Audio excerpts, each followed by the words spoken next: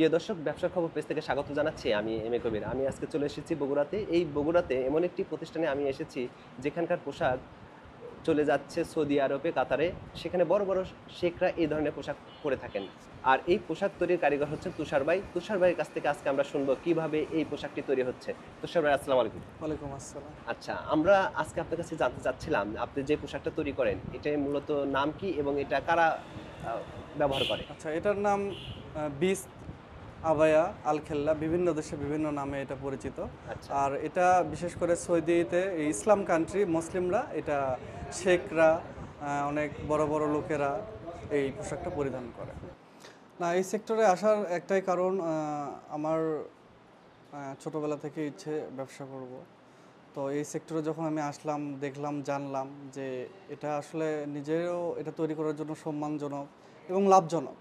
এই জন্যই অভিজ্ঞতাও আমার হলো, এই জন্য এই সেক্টরে আসা। অভিজ্ঞতাটা কিভাবে হলো আপনার এই সেক্টরে?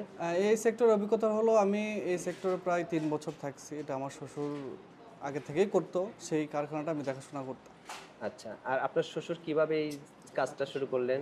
তিনি সৌদিতে থাকতেন, সৌদি কাতারে প্রায় 20 বছর ওখানে এই কাজ করতেন। তারপরে বাংলাদেশে এসে উনি এই কারখানাটা দেন। এটার কাঁচামাল টোটালি বাইরের দেশে, বাংলাদেশের একটা সুতাও ইউজ করা হয় না। এটা বিভিন্ন দেশ থেকে করা হয়, বাংলাদেশে জাস্ট শ্রমিক। আর এটা সৌদি, কাতার, দুবাই, কুয়েত, এই 4টা দেশে, তার মানে ইসলাম কান্ট্রি দেশগুলোতে এগুলো যায়। এবং ঈদে এগুলোর আরও চাহিদা বেশি হয়। ঈদ কেন্দ্রিক, 2 ঈদ কেন্দ্রিক, মানে বিভিন্ন বিয়ের অনুষ্ঠান, তাদের বড় বড় অনুষ্ঠান দাওয়াতে তারা এই পোশাকগুলো পরে যায়। আর একটা পোশাক তৈরি করতে কতদিন সময় লাগে, কিভাবে তৈরি হয়, কতগুলা আচ্ছা, ধাপ?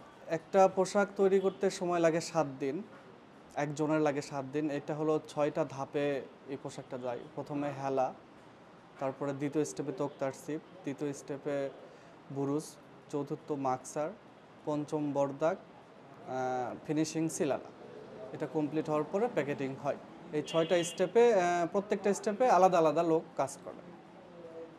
আচ্ছা, আপনার এখানে আপনি কতদিন ধরে শুরু করছিলেন, কতজন কর্মচারী, আচ্ছা ভবিষ্যতের আমি পরিকল্পনা কি এটা? আমি এটা শুরু করছি, আমার 3 মাস হয়ে গেছে। আমার ভবিষ্যতের প্ল্যানিং আরও অনেক বড়। আমার ভবিষ্যতে, আমার এখন কারিগর আছে 30টা। এটা আমি ভবিষ্যতে আল্লাহ যদি তৌফিক দান করে, তাহলে 100 থেকে 150 কারিগর আমি বাড়াবো। এটার প্রোডাকশন আমি আরও বাড়াবো। যত দিন যাবে তত আমি এটা আরও অনেক বড় পরিসরে করব ইনশাল্লাহ। এই পোশাকটা রপ্তানিতে আপনাদের কোনো বাধাগ্রস্ত হয় কিনা? না, পোশাকটা রপ্তানিতে কোনো বাধাগ্রস্ত হয় না, কিন্তু আমি যে কাঁচামালগুলো যেগুলো দেশে নিয়ে আসি, এবং কাস্টমে মাঝে মধ্যে কাস্টম জটিলতা হয়। আমার কাস্টমে দেখেন যে একটা কাপড় কিংবা একটা জরি 7 দিন 10 দিন ধরে আটকায় আছে, এই জটিলতা, এটা আমি এখন কষ্ট করে নিয়ে আসতে হয়। সেক্ষেত্রে সরকারের হস্তক্ষেপ কোনো কামনা করেন কিনা? এখন কাস্টমের প্রসেসিংটাই এরকম, ওদের প্রসেসিংটা লেট। যেমন আমার একটা পোশাক যদি ইমার্জেন্সিভাবে লাগে, তা কিন্তু কাস্টমার প্রসেসিংয়ে 4-5 দিন লাগে। এটা অটোমেটিকলি ওদের প্রসেসিংটা, এটাই, তাছাড়া কোনো কিছু। সেক্ষেত্রে সরকারি কোনো হস্তক্ষেপ আপনার আশা করেন? সরকারি হস্তক্ষেপ যদি কাস্টম জটিলতা একটু কমে যায়, তাহলে আমার জন্য সুবিধা হয়। সরাসরি যদি আমি আনতে পারি, কাস্টম দিয়ে আনি, কিন্তু কাস্টমের যে প্রসেসিংটা, এটাই জটিলতা। আর পোশাকটার নাম মূলত কি? পোশাকটার নাম মূলত বিস্ত। এটা আরবি ভাষায় বিস্ত, অনেকে আবায়া বলে, আল খেল্লা বলে, বেস্ত বলে।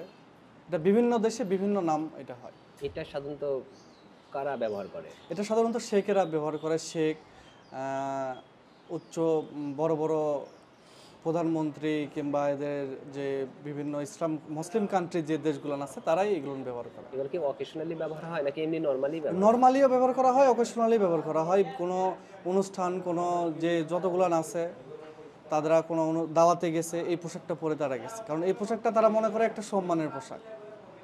এই পোশাকটার কাপড় ইউজ করা হয় জাপানি যে পোশাকটা, এই কাপড়টা, এটা আরও বিভিন্ন দেশের হয়, ফ্রান্সের হয়, বিভিন্ন দেশের হয়, বিভিন্ন কোয়ালিটির হয়। তার মধ্যে কোনটা আপনার কাছে সবচেয়ে বেশি ভালো লাগে? আমার কাছে জাপানেরটা ভালো হয়, সৌদিরটা ভালো হয়, দুইটাই আমি ইউজ করি। এটা কিছু পোশাক আমি ইন্ডিয়ার থেকে ইউজ করি। এখানে এই এই আশপাশে প্রায় 3টা, আমারটা বাদ দিয়ে আরও 3টা ফ্যাক্টরি আছে।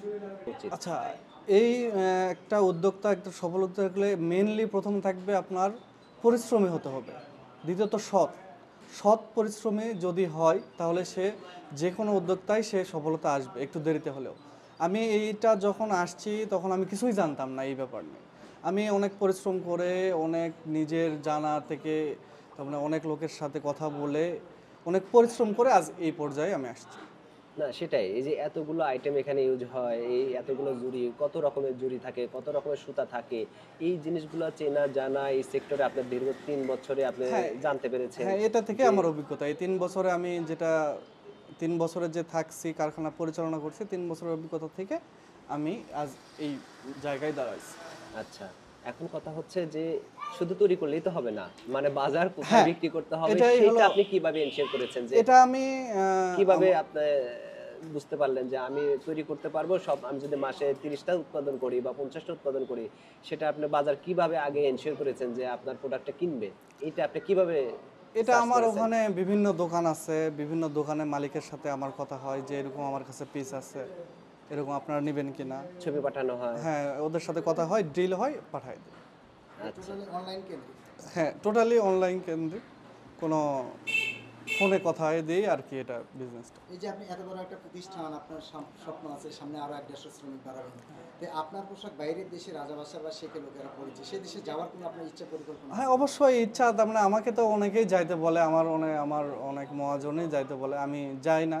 তবে যাওয়ার ইচ্ছা আছে, আমার খুব ইচ্ছা আছে। আমি এই রমজানের প্ল্যানিংটা শেষ করে ইনশাল্লাহ এই বছরের শেষের দিকে হয়তো কাপড় জরির উপরে দামটা ডিপেন্ড করে যে আপনার কত টাকা খরচ হচ্ছে, কারণ কাপড় বেশি টাকার দামের দিলে, বেশি দামি দিলে সেটা খরচটা তো বেশি। আপনার এখানে সবচেয়ে বেশি দামে কত টাকার এক একটা পোশাক তৈরি হয়?